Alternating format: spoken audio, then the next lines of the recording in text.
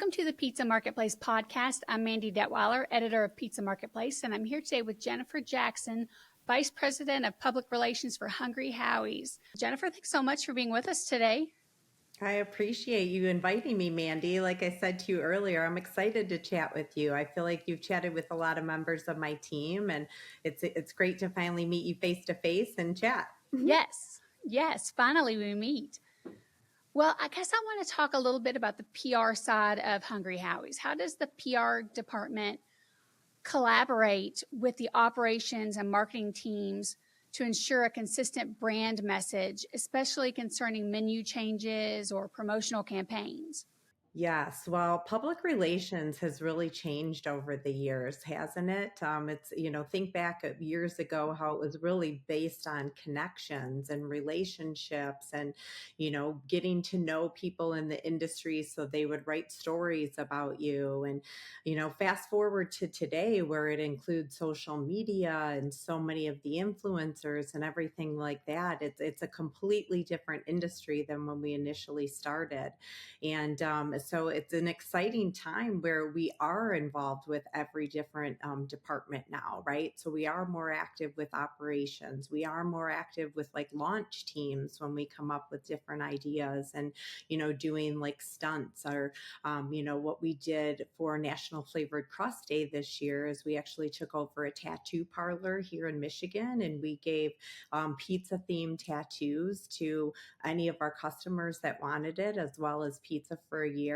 And so it's just, kind of doing fun things like that to be able to invite other people into the brand that maybe hadn't been considered before. What KPIs from the operational side, like store performance and delivery times, are factored into your PR strategy and messaging? Yes, we look at every KPI. That's one thing that's incredible about our business. It's very digitalized and it has a lot of numbers. And so we can go in and look specifically at, out the door times in regards to delivery if we want to maybe switch to a carry out order. We do a lot between online or ordering on the app. And so it's utilizing the KPIs that we have of service times in the stores to be able to deliver the marketing message to our consumers that we can deliver upon. Well, let's talk about your signature crust. We all know that that's one thing you're known for. It's delicious. There are lots of options. How do you use your flavored crust in PR campaigns to differentiate the brand from competitors in a crowded market? Because we all know that the pizza market is crowded. It is. It's very crowded. Well, flavored crust pizza is something that we actually launched 40 years ago this year. So we were the innovators, the originators of flavored crust pizza. So we really brutally defend that when we go into other markets. It's something that we utilize to differentiate ourselves back then because we grew up in Detroit, which is the pizza market capital pretty much of the world, definitely the country. But we grew up next to Domino's, which was doing delivery. Little Caesars was your carry out pizza, and we needed something different. And so we ended up launching flavored crust, which has really been our niche for the past 40 years. And it's kind of giving that idea of being able to flavor it almost an additional breadstick to the pizza. And so when we go in, we educate areas because a lot of people, like when in Michigan, where we've been a brand of over 50 years now, people will place their order of crust before they tell you the toppings on the pizza, which is very unique, but it's because we've trained them to be able to always order flavored crust. So we really try to educate our consumers when we get in there that there are so many different flavors and why wouldn't you add it? And it's a free bonus too. So what's the communication process for rolling out new products or LTOs, ensuring franchisees and the public relations team are aligned from day one?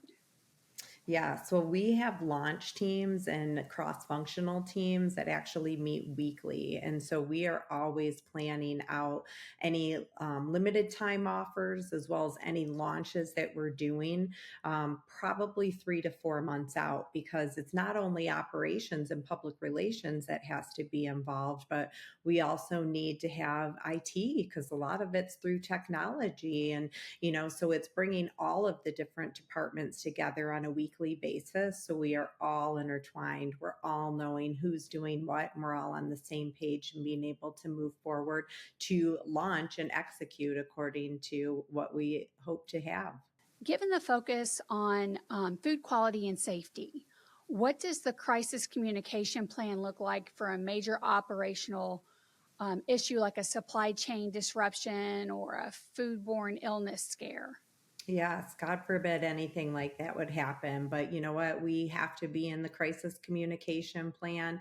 We have to have, positions where everybody has the ability to reach out. We actually have a crisis communication team where anybody can send an email immediately to that team where we're able to jump in and decide what needs to happen immediately. So we have been very blessed of not having any major issues from a negative standpoint and having to deal with things from a crisis. But we have a great team in place that just jumps in and hits it head on in case it does happen. What about monitoring and responding to negative customer feedback? How do you all handle that?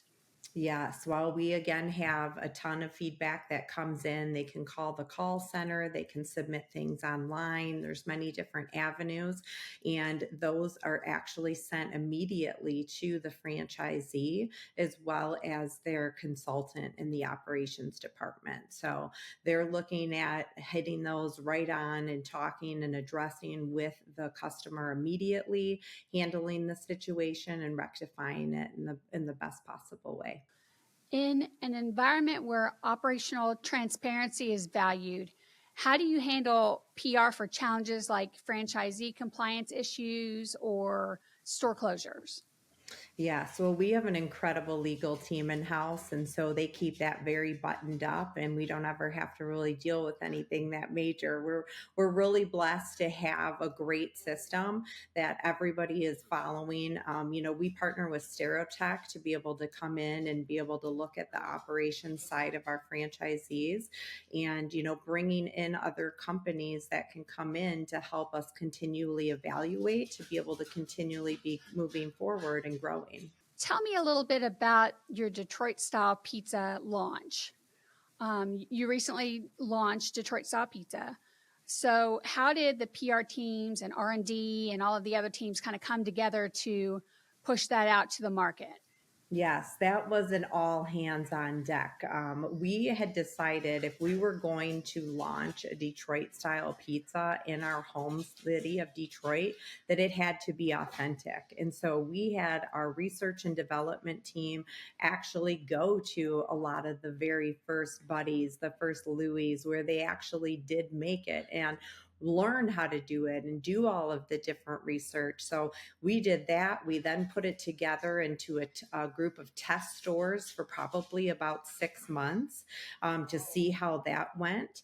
And then we eventually decided to roll it out. Now, when we did roll it out, we did a soft launch, which we actually rolled out to all of the stores in July, but we didn't market it or talk about it until September from a public relations and media standpoint. So it gave the operations of the store the ability to get in there, to learn how to make it, to make sure we were paying homage to the city in the way that it should be.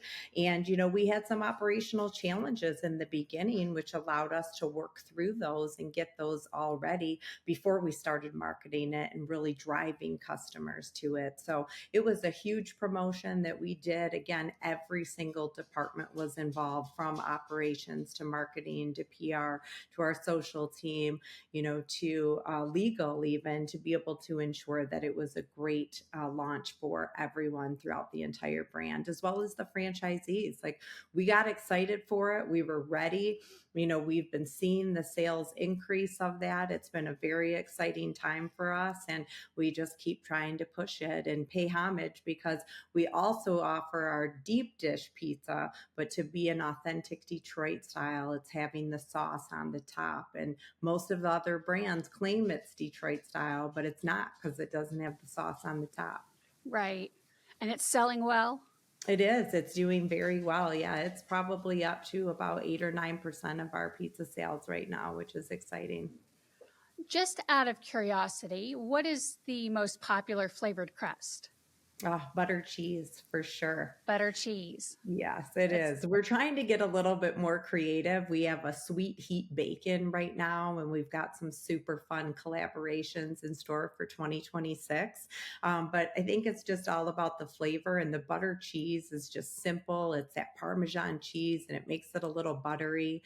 And I feel like that's probably the number one ordered. Now, is the Detroit style pizza able to be flavored, the crust able to be flavored, or do you keep So that? Okay. yeah, technically no, because there isn't a crust, right? Because you're going all the way. But I found the secret: if you get our Asiago cheese, it melts that on the end and it gives you a little bit of a. So I recommend getting the Asiago cheese, because you definitely get the flavor from that on the Detroit style. What is your strategy for communicating the brand's commitment to quality ingredients and food preparation standards for the public? Yes, well, that's a great question. We still make our dough fresh in store every single day, right? So there's so many things. We also use 100% real mozzarella cheese. I believe we are one of the only brands that can say that we use 100% real mozzarella. Most of them are a blend. Just, a lot of the larger pizza places are now using the frozen dough. So we're going to continue to stand by being that fresh pizza that we want to give our customers. So we'll continue to do that as long as we can. How do you manage communications around the brand's use of third party delivery service versus in house delivery? And what impact does that have on the brand's image? Yes. Well, when we originally started to look at third party, when it came out pretty much during COVID, we wanted to run from it, right? We had our own delivery people in house. We didn't want any part of it. We specialized in delivery. Well, then as it grew and became such a big thing, we looked at as more of a partner for us to kind of jump in. And so we were one of the first to come in and actually use DoorDash on the opposite side, where we would call them when our brand needed the help in that particular store. And so we did a lot of training or testing and stuff with them to get that program up and running, and then had the opportunity to, just keep expanding that. And now it's almost like a marketing tool for places that they don't know who we are yet, right? And so when we go into new markets, it is a big thing to be able to partner with that third party delivery, just to, help on every aspect. Speaking of new markets, what new markets have you all entered recently? Texas is a big market for us that's growing. So we actually opened in McAllen, Texas, back a couple months ago. And then surprisingly, Detroit in Michigan right now. We have been able to open up a lot of the areas with just being able to put more stores in there. And so we actually have had quite a few stores. I think we're going to have 11 stores open in Detroit in the Michigan market here in the next few months, which is going to be amazing for us. What role does PR play in communicating the success or the impact of new operational technologies, like updating your POS system or AI driven tools to both customers and potential franchisees?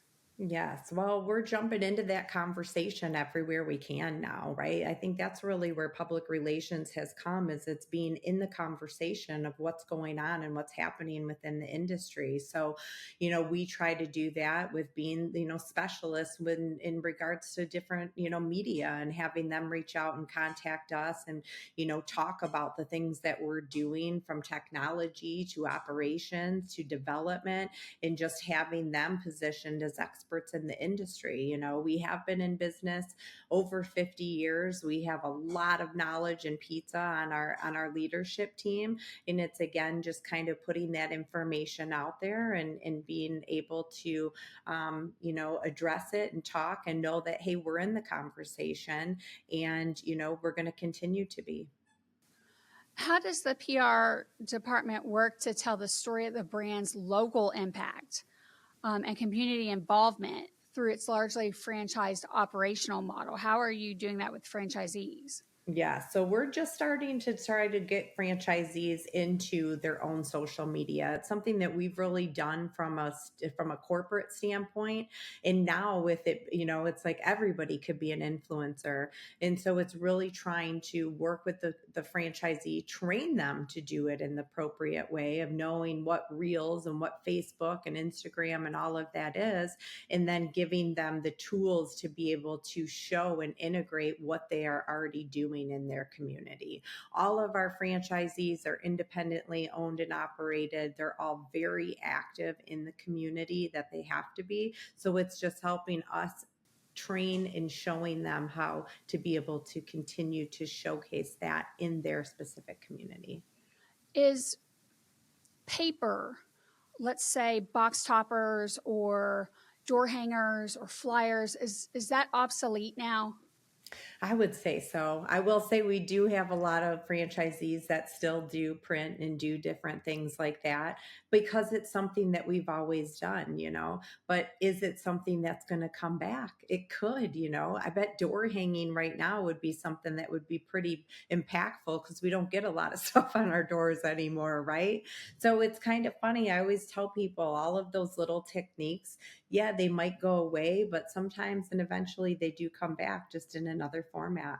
What are the PR challenges and strategies specific to entering a new geographic market where customers aren't yet familiar with Hungry Howie's? Yes, it's a complete education process, right? Because just like you stated before, there's a ton of pizza in this market.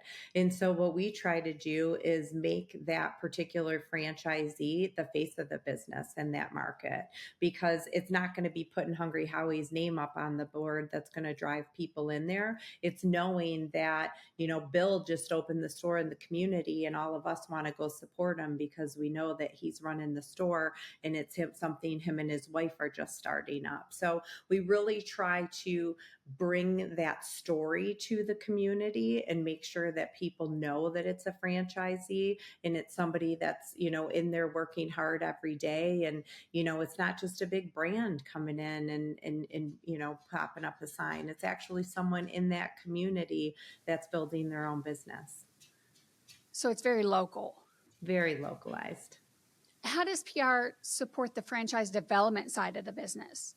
Yeah. So again, it's a lot of it, getting Steve and different places to talk. We were just talking about doing speakers at conferences. That's a big thing, as well as just getting stories told about the brand. We've got a lot of development in Michigan right now where he's sold quite a few agreements. We have a couple stores opening up. So it's trying to package all of that into the right story for the media to be able to tell the bigger story, which is about the brand growing. So we work very closely with franchise development. We're always trying to, look at things from both the consumer side, but the development side, and just making sure that, we're supporting both aspects of the brand in every way that we can. How do you leverage the success stories of individual franchisees to create positive PR for the entire brand? Yes, we have a lot of great stories. A lot of our franchisees started in the stores at like 15 years old, sweeping, and now they're, an owner of 5 or 8 stores. And so what's great is being able to get them showcased, which we do that throughout, with the media, as well as even the next gen, right? We've got a lot of next gen franchisees that are actually now, their parents were franchisees and they are now becoming franchisee of ours. So that's also a really cool story to be able to kind of position that, we are a brand about family, and it's pretty impressive when we've got parents and children both as franchisees. How is the brand's PR strategy adapting to the industry trend of ghost kitchens or alternative operational formats in pizza delivery? Are you using ghost kitchens? Have you tried them? We're not. No, we've kind of looked at it, but again, at this point, we've got a lot of opportunity for growth. We're just kind of focused on, going where the franchisees are interested in growing, and we'll keep an eye on it, but it's not something that we've tested at this time or jumped into that conversation. Looking ahead, what is the single most important operational goal that the public relations team is currently focused on communicating to the public? I mean, I think it's just always about, family and customer service, right? We have so many choices for everything that we do. And it's really about connecting the community with each of our stores and each of our franchisees to be able to help them be successful. Great. Well, we are out of time. I'd like to thank you for being on our podcast today. I was so grateful for it. Thank you, Mandy. I appreciate you having me. That'll do it for this episode of the Pizza Marketplace podcast, and we'll catch you next time.